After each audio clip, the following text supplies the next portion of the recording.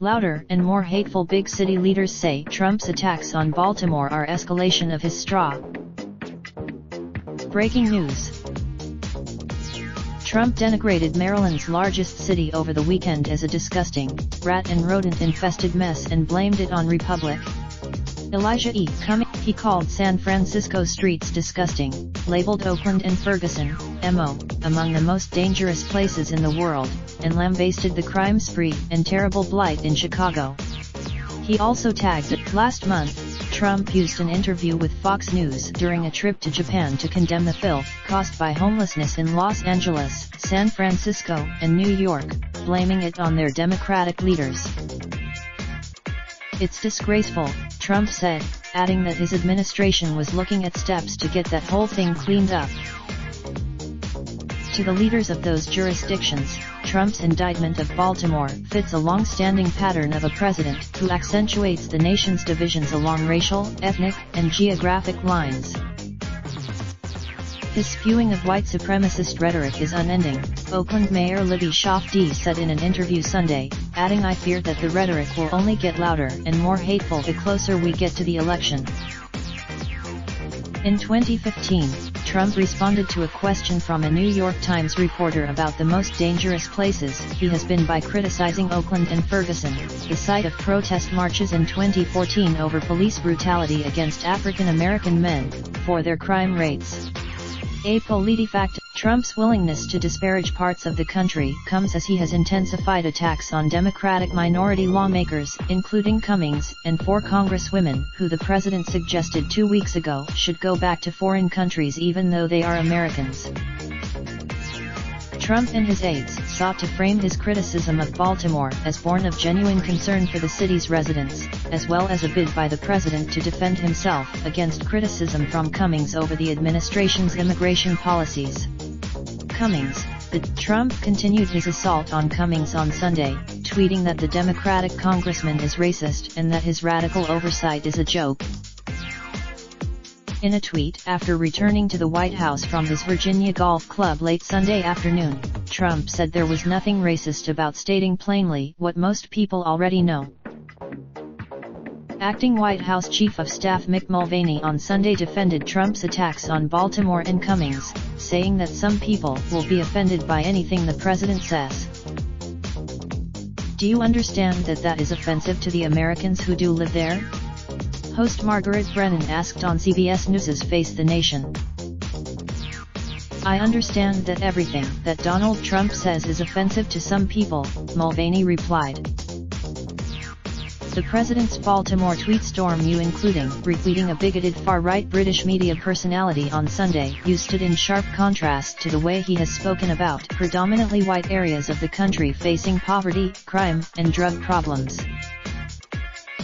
At a summit on combating opioid abuse in April, Trump praised the efforts of officials in Georgia and Tennessee, which he called a great state, and highlighted his administration's work in New Hampshire, West Virginia, Iowa, Pennsylvania, and Ohio, all states that he won in 2016. "We will prevail because of the courage, commitment, and compassion of heroes like all of you in this room today," Trump said. "You're incredible." 2 weeks ago, at a Turning Point USA convention of conservative students, Trump referred to federal subsidies his administration has distributed to farmers harmed by his trade war with China and praised them as great patriots who support him. Trump's defenders countered that his criticism of Baltimore is supported by the facts. The city, with conservative talk show host Ben Shapiro called Trump's Twitter attack bad for the country, but he said the specific criticism the president leveled isn't racist. "It's evident to anyone with 2 eyes and a functioning prefrontal cortex," Shapiro to his 2.2 million followers. But Chicago Mayor Lori Lightfoot called Trump's focus on Baltimore a blatant attempt to galvanize his base. Early in Trump's tenure he denounced Chicago, whose then Mayor Rahm Emanuel was a former White House Chief of Staff to President Barack Obama, as totally out of control. Trump said He knows he's not getting any significant votes in any urban center in the country, so why not vilify those areas? Said Lightfoot, who took office in May. An analysis last week from David Wasserman, an editor at the Cook Political Report, suggested that Trump could lose the popular vote by as many as 5 million votes, nearly twice the number he lost by in 2016, yet still sweep to re-election in the Electoral College next year if he is able to drive his supporters to the polls in key swing states. Amid a firestorm of outrage, Trump's expanded attacks on Sunday included House Speaker Nancy Pelosi of California. A frequent subject, Trump also touted the low unemployment rate for African Americans and accused Democrats of playing the race cardinal. The Trump administration has sought ways to punish Democratic strongholds represented by his political rivals. Last year, at the Turning Point USA conference, Trump repeated his baseless assertion that large numbers of undocumented immigrants voted in the 2016 election and called results in California, which he lost, totally rigged.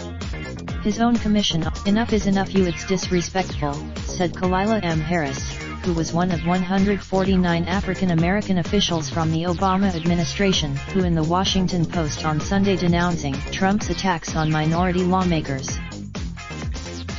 Harris, who has lived in Baltimore for 25 years, said the youngest of her 3 daughters, who is 10, asked why she co-authored the essay. She responded that, to which, Harris said, her daughter replied, "So he's doing the same things he always does." Felicia Sonmay contributed to this report. Raindrop, truck top smoking, no cooking the hot pot. Fucking on your bitch, yeah, that. Looking up, open the park pot.